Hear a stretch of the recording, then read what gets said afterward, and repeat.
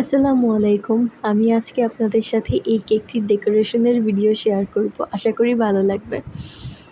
তো এখানে প্রথমে ১ পাউন্ডের একটি কেক নিয়ে নিয়েছি। এটাকে ৩টি স্লাইসে ভাগ করেছি। বোর্ডে সামান্য ক্রিম লাগিয়ে নেওয়ার পর একটি স্লাইস দিয়ে দিলাম। এখন এইখানে সুগার সিরাপ দিয়ে দিব। এখানে আমি মিল্ক সিরাপ ব্যবহার করেছি। এরপর এতে দিয়ে দিলাম মিল্ক চকলেট গানাশ। যেহেতু এটা একটি বাচ্চার জন্য, এর জন্য মিল্ক চকলেট ব্যবহার করেছি। এখন এখানে চকলেট ক্রিম দিয়ে দিচ্ছি। এখানে খুব পরিমাণ মতো ক্রিম ব্যবহার করা হচ্ছে, যাতে ক্রিমের পরিমাণ বেশি না হয়।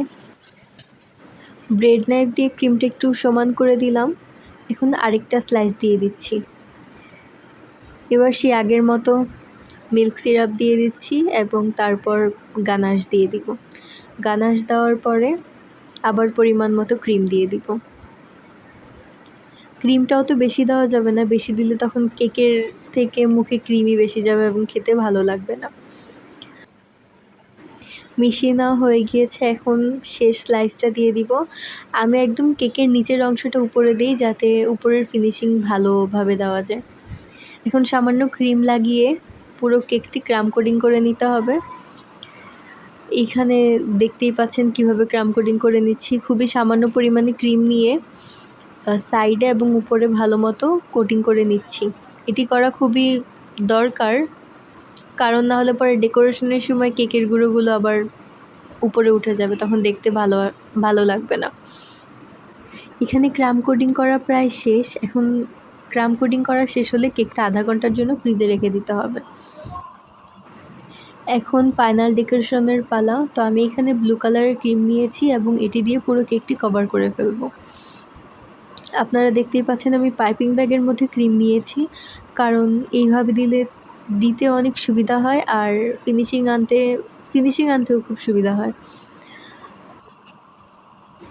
এখন আমি ব্রেড নাইফ দিয়ে উপরের ক্রিমগুলো সমান করে দিচ্ছি এবং সাইডের ক্রিমগুলো একটি স্ক্র্যাপার দিয়ে সমান করে দিব। ফিনিশিং আনা একটু সময় সাপেক্ষ কাজ, কিন্তু একটু সময় না নিয়ে করলে দেখতেও ভালো লাগবে না। এইভাবে স্ক্র্যাপার দিয়ে ভালো মতো ফিনিশিং আনার পর উপরে মেইন ডেকোরেশন শুরু করব।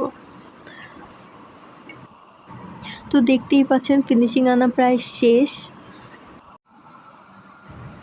এখন এই 3টি কালার দিয়ে কেক ডেকোরেশন করব। উপরে সামান্য একটু কালারের শেড হবে, এর জন্য আমি প্রয়োজন মতো কালার নিয়ে নিচ্ছি এবং এগুলো মিক্স করে নিব।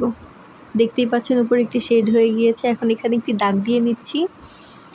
এখন ডেকোরেশন করলে বুঝতে পারবেন যে আমি আসলে কোন থিমে কাজ করছি। আশা করি এতক্ষণে বুঝে ফেলেছেন। তো এটি একটি ছেলেবাবুর জন্মদিনের জন্য নেওয়া। এখানে আমি রংধনুর মতো ডিজাইনগুলো দিয়ে দিলাম। এখন মেঘের মতো ডিজাইনগুলো দিব। এই ডিজাইনটা দেওয়ার পর একটু হিজিবিজি লাগছিল আমার নিজের কাছে দেখতে, কারণ মেঘগুলো আমি বেশি ভালো মতো দিতে পারিনি। রেফারেন্স পিকচারে অনেক সুন্দর মতো দেওয়া ছিল, কিন্তু এখানে আমি দিতে পারিনি ভালো মতো। উপরে কিছু ডিজাইন রয়েছে, তো আমি সেগুলোই এঁকে দিচ্ছি।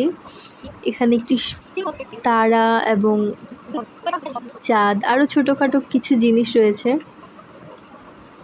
তো সেগুলো প্রথমে এঁকে নিচ্ছি। তারপরে একটি কাগজের মাধ্যমে আমি এগুলো একটু স্মুথ করে নিব, নাহলে দেখতে বেশি একটা ভালো লাগছিল না।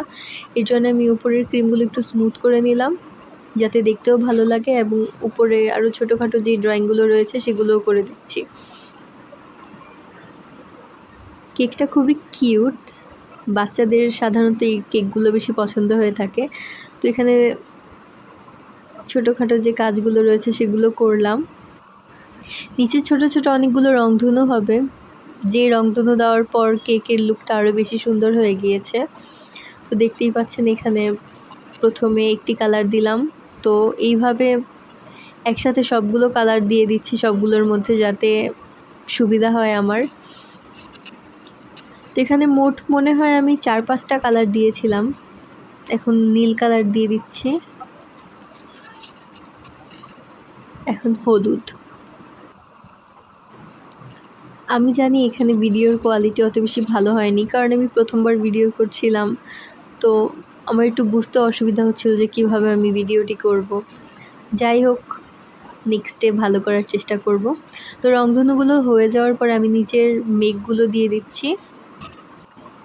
তো রংধনুগুলো দিয়ে দেওয়ার পর কেকের লুকটা আরও বেশি সুন্দর হয়ে গিয়েছে, দেখতে অনেক কিউট লাগছিল, যে কোনো বাচ্চার পছন্দ হবে আমার মতে।